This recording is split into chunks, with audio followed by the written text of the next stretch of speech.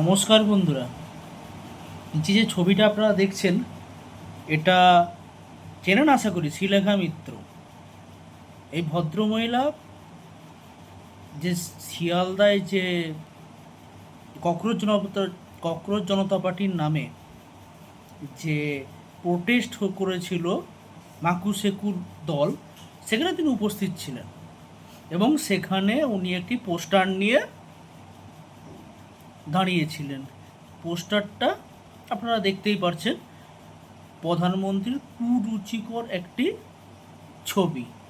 এটা নিয়ে সকাল থেকে আমরা পোস্টও করেছিলাম এবং এফআইআরও ওনার এগেনস্টে হয়েছে।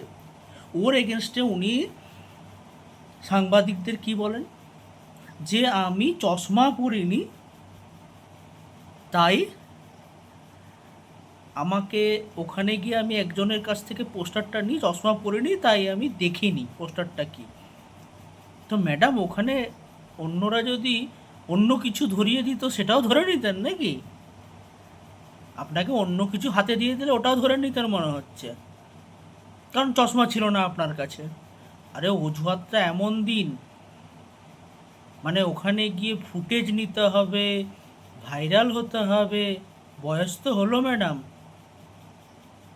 আপনার কি মনে হয় সব জায়গায় বেরিয়ে গিয়ে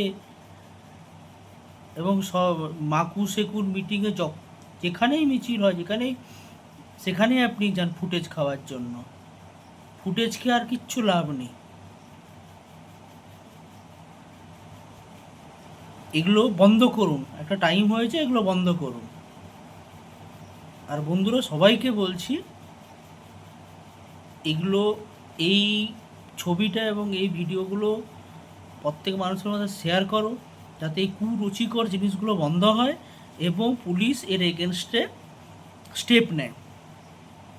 জয় হিন্দ, বন্দে মাতরম, গুড নাইট।